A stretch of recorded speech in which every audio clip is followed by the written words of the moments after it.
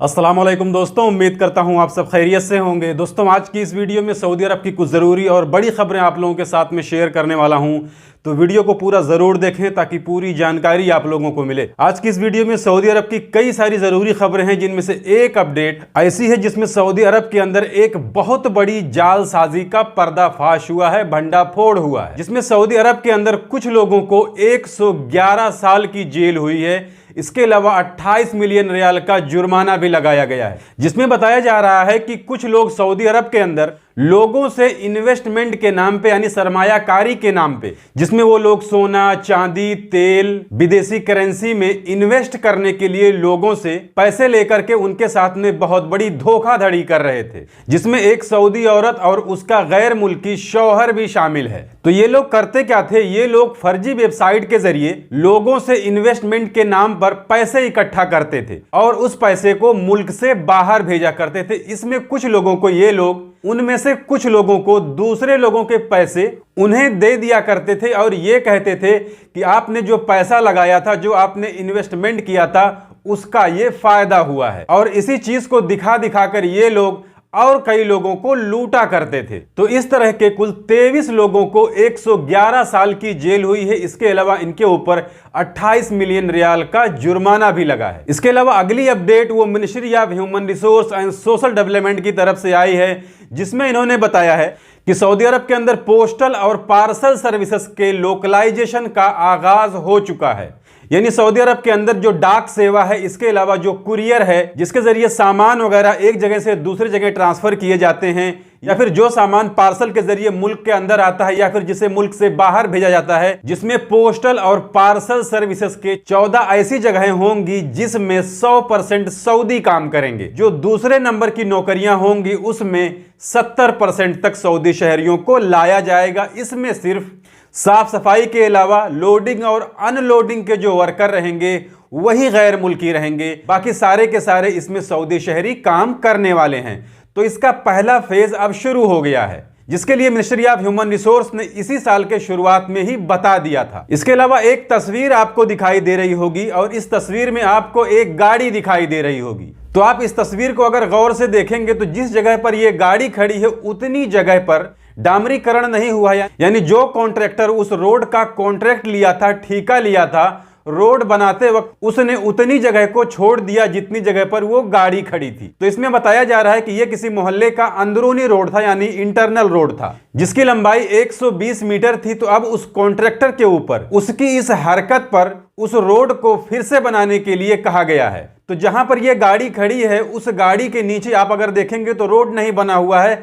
तो इसी गलती की वजह से उस कॉन्ट्रैक्टर को अब पूरा रोड फिर से बनाने के लिए कहा गया है, जिसकी लंबाई 100 मीटर है। इसके अलावा किसी आदमी ने मिनिस्ट्री ऑफ ह्यूमन रिसोर्स से यह सवाल किया कि एक वर्कर जिसका खुरूज नहाई लग चुका था, लेकिन वो खुरूज नहाई नहीं गया, उसका खुरूज नहाई कैंसिल हो गया था, जिसके बाद उसका नकल कफाला कराने वाली प्रक्रिया में दिक्कत आ रही है। और उसमें दिक्कत ये आ रही है कि जब ऑनलाइन उस आदमी का नकल कफाले की जो प्रक्रिया है उसे आगे बढ़ाने की कोशिश की जा रही है, तो उसमें एक नोटिफिकेशन आता है जिसमें यह लिखा हुआ रहता है कि इस आदमी के ऊपर खुरूज नहाई लगा हुआ है, जबकि उनके कहने के हिसाब से उस आदमी का खुरूज नहाई कैंसिल हो चुका था। तो आखिर ऐसा क्यों हो रहा है? तो सवाल पूछने वाले से मिनिस्ट्री ऑफ ह्यूमन रिसोर्स का कहना है कि आप इस मसले के लिए मुझसे प्राइवेट कांटेक्ट करें, और जवाजात का कहना है कि इसके लिए आप जवाजात ऑफिस की एक अपॉइंटमेंट बुक करें, उसके बाद वहां पर विजिट करें, जिसके बाद में इस मैटर को देखा जाएगा।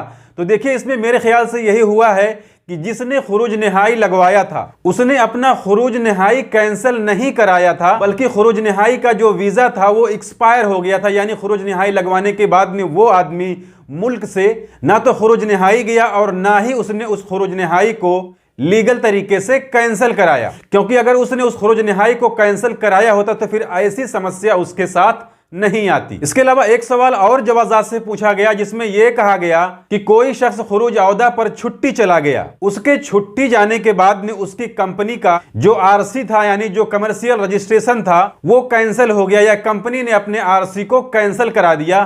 तो इस कंडीशन में क्या वो सऊदी अरब दोबारा आ सकते हैं या नहीं? एक तरीके से आप समझ लीजिए कि कोई छुट्टी पर आया और छुट्टी आने के बाद में सऊदी अरब के अंदर उसकी कंपनी बंद हो गई। तो अब वो आदमी जो छुट्टी पर आया था, क्या वो दोबारा सऊदी अरब जा सकता है या नहीं? तो इसमें जवाजात का कहना है कि अगर आपका इकामा वैलिड है और आपका जो री एंट्री वीजा है वो भी वैलिड है तो आप सऊदी अरब के अंदर आ सकते हैं। आने के बाद अगर आपका इकामा वैलिड है, वो एक्सपायर नहीं है, तो आप किसी दूसरी कंपनी में नकल कफाला ले सकते हैं या फिर दोबारा से खुरूज निहाई लगवा करके अपने मुल्क वापस जा सकते हैं, जिसके बाद में आप सऊदी अरब के किसी भी वर्क वीजे पर दोबारा सऊदी अरब के अंदर आ सकते हैं। यानी कुल मिलाकर इसमें यह समझ लीजिए कि आप छुट्टी पर आए हैं और आपकी कंपनी बंद पड़ गई तो इससे आपके ऊपर कोई फर्क नहीं पड़ने वाला है, आप दोबारा सऊदी अरब के अंदर जा सकते हैं, जिसके बाद आप चाहें तो दूसरी कंपनी में नकल कफाला ले लें या फिर दोबारा सऊदी अरब से खुरुज निहाई वापस चले आए।